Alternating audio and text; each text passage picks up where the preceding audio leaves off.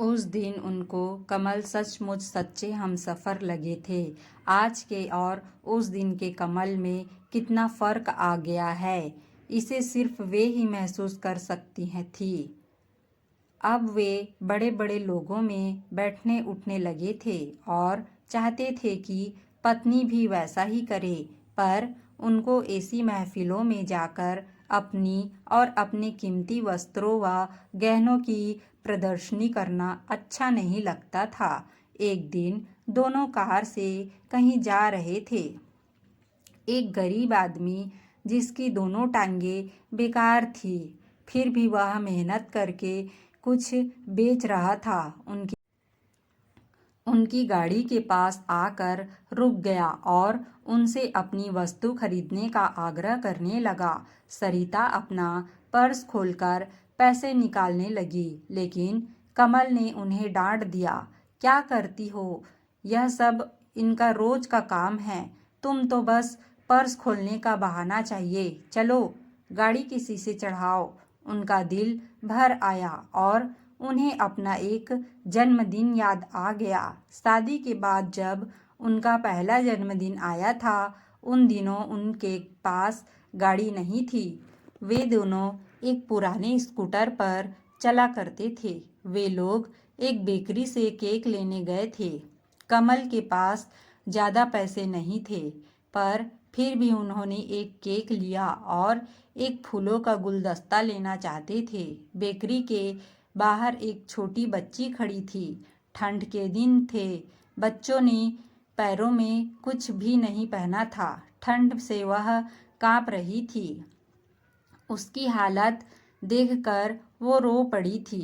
कमल ने उनको रोते देखा तो फूलों का गुलदस्ता लेने के बजाय उस बच्ची को चप्पलें खरीद कर दे दी। उस दिन उनको कमल सचमुच सच्चे हमसफ़र लगे थे। आज के और उस दिन के कमल में कितना फ़र्क आ गया है, इसे सिर्फ वे ही महसूस कर सकती थी।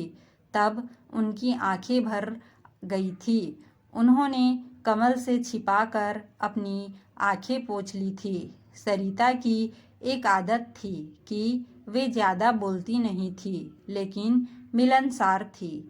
उनके घर में जो भी आता था, वे उसको खातिरदारी करने में भरोसा रखती थी, पर कमल को सिर्फ अपने स्तर वालों की खातिरदारी में ही विश्वास था।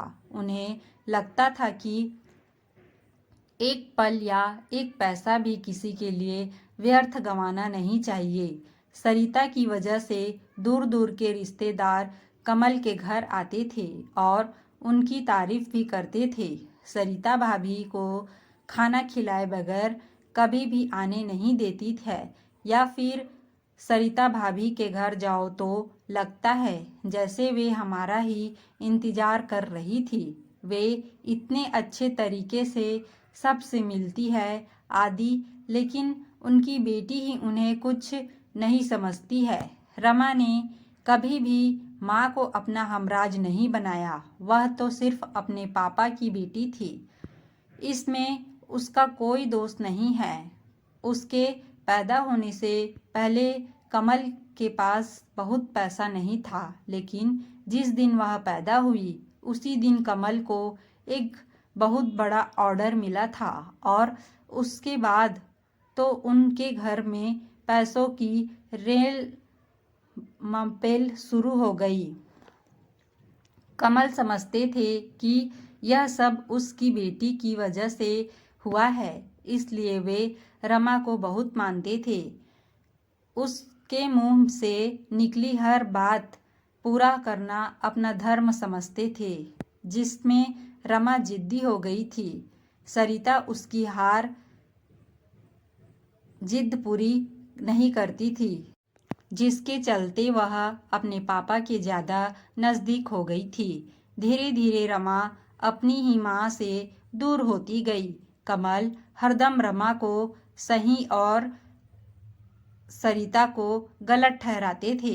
एक बार सरिता ने रमा को किसी गलत बात के लिए डांटा और समझाने की कोशिश की। ससुराल में यह सब नहीं चलेगा, तो कमल बोल पड़े, हम रमा का ससुराल ही यहाँ ले आएंगे। उसके बाद तो सरिता ने रमा को कुछ भी कहना बंद कर दिया। कमल रमा की ससुराल अपने घर नहीं ला सके। हर लड़की की तरह उसे भी अपने घर जाना ही पड़ा। जब रमा ससुराल जा रही थी तो सब रो रहे थे। सरिता को भी दुख हो रहा था। बेटी ससुराल जा रही थी, रोना तो स्वाभाविक ही था। सरिता को मन के किसी कोने में थोड़ी सी खुशी भी थी, क्योंकि अब उनका घर उनका अपना बनने वाला था। अब शायद सरिता अपनी तरह अपने घर को चला सकती थी।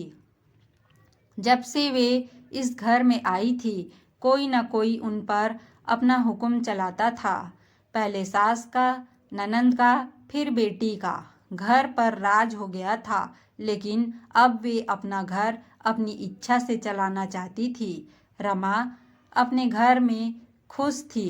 उसने अपनी ससुराल में सबके साथ सामंजस्य बना लिया था। जिस बात की सरिता को सबसे ज़्यादा फिक्र थी, वैसी समस्या नहीं खड़ी हुई।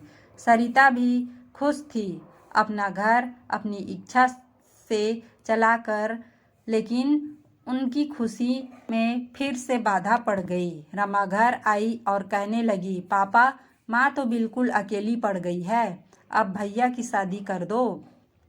सरिता चीख कर कहना चाहती थी कि अभी नहीं, कुछ दिन तो मुझे भी जी लेने दो, पर प्रत्यक्ष में कुछ नहीं कह पाई। और कुछ समय बाद रमा माला को ढूंढ लाई। माला उसके ससुराल के किसी रिश्तेदार की बेटी थी। माला बहुत अच्छी थी, बिल्कुल आदर्श बहू, लेकिन ज़्यादा मीठा भी सेहत को नुकसान देता है। इसलिए सरिता उससे भी कभी कभी कड़वी हो जाती थी।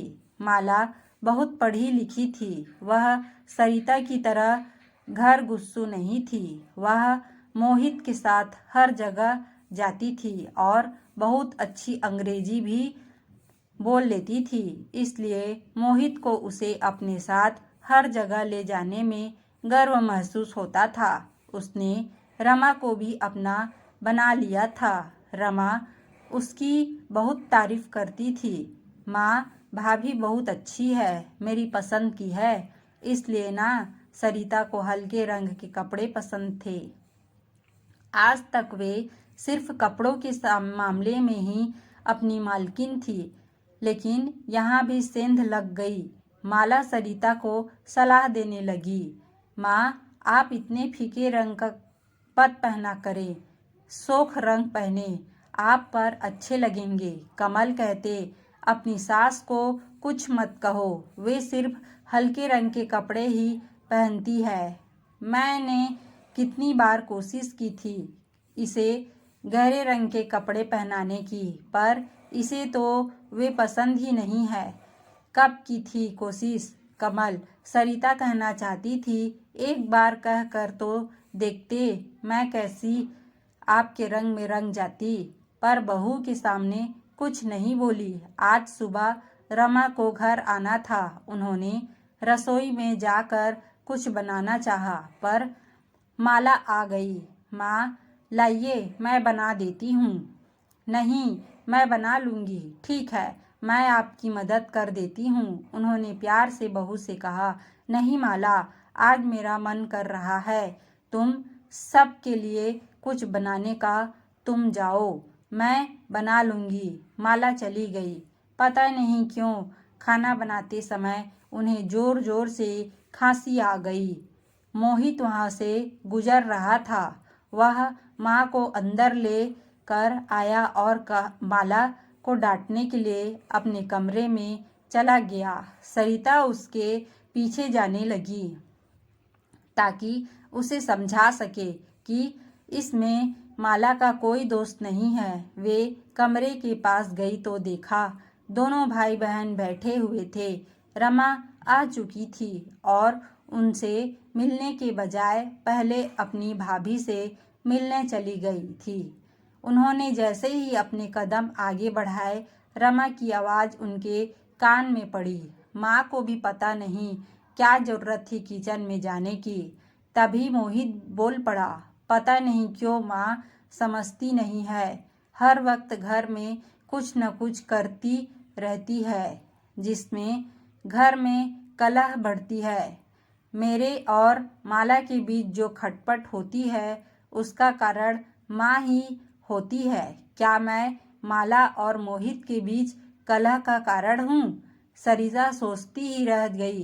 तभी माला की आवाज़ सुनाई पड़ी। मैं तो हर वक्त माँ का ख्याल रखती हूँ, पर पता नहीं क्यों माँ को तो जैसे मैं अच्छी ही नहीं लगती हूँ। अभी भी तो मैंने कितना कहा माँ से कि मैं करती हूँ, पर वो मुझे करने दे तब ना। मैं समझती हूँ भाभी, माँ शुरू से ही ऐसी है। रमा की आवाज़ आई। माँ को तो बेटे समझ नहीं पाई, भाभी क्या समझेगी? सरिता चिखना चाहती थी पर आवाज़ जैसे गले में ही दब गई। अच्छा, तुम चिंता मत करो, मैं समझाऊंगा माँ को। यह मोहित की आवाज़ थी। कभी माँ की भी इतनी चिंता करनी थी बेटे? कहना चाहा सरिता ने, पर आदत के अनुसार फिर से चुप हो रही। मैं देखती हूँ माँ को, कहीं ज़्यादा तबीयत तो खराब नहीं है? माला बोली।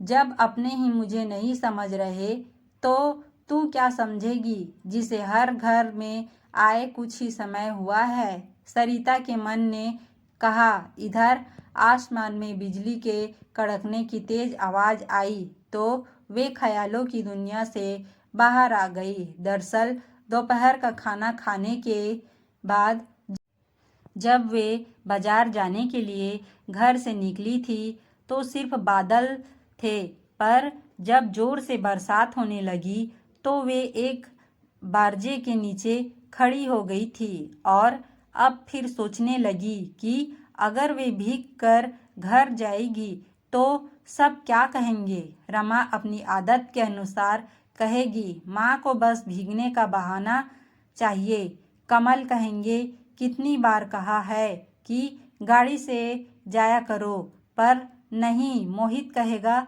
माँ मुझे कह दिया होता मैं आपको लेने पहुँच जाता।